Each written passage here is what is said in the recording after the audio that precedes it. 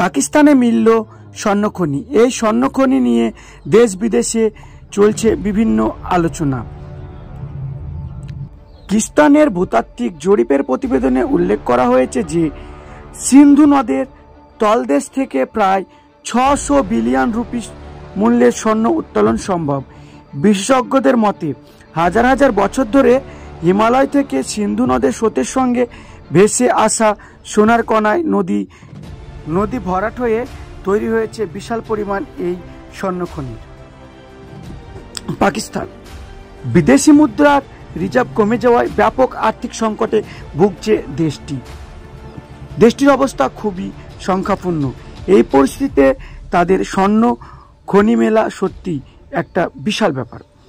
এই দেশের পাঞ্জাব প্রদেশের সাবেক খনিমন্ত্রী ইব্রাহিম হাসান মুরাদ সামাজিক যোগাযোগ মাধ্যমে এক্স পোস্ট করে এই বার্তায় দেন যে সিন্ধু নদের পাঞ্জাবের অংশে অববাহিকার এলাকায় 32 কিলোমিটার জুড়ে বিস্তৃত এই খনিতে অন্তত 28 লাখ ভরি স্বর্ণ মজুত রয়েছে বলে ধারণা করা হয়।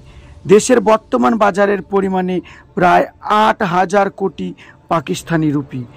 পাকিস্তানের ভূতাত্ত্বিক গবেষণা সংস্থা জিওলজিক্যাল সার্ভে অব পাকিস্তান এই জরিপ পরিচালনা করেছেন। সিন্ধু নদের পাঞ্জাবের তীরবর্তী অঞ্চলে 127টি জায়গায় এই নমুনা সংগ্রহ করা হয়েছে। বর্তমানে এই প্রদেশে 144 ধারা জারি করা হয়েছে।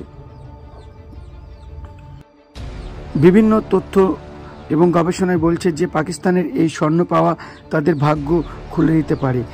আর্থিক দিক থেকে সংকটে ভুগতে থাকা পাকিস্তান আবার ঘুরে দাঁড়াতে বলে বিশেষজ্ঞরা মনে করছে। এতদিন পর্যন্ত বিশ্বের সবচেয়ে বড় স্বর্ণখনির মালিক ছিল দক্ষিণ আফ্রিকা।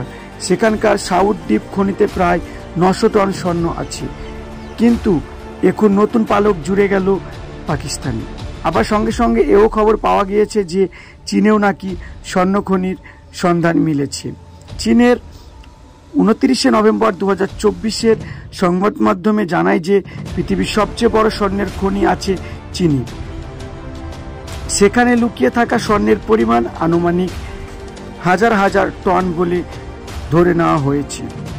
তো বন্ধুরা, এই পাকিস্তান ও চায়না এই স্বর্ণ দিয়ে তারা কি করতে পারে বলে আপনার মনে হয় কমেন্ট করে জানান।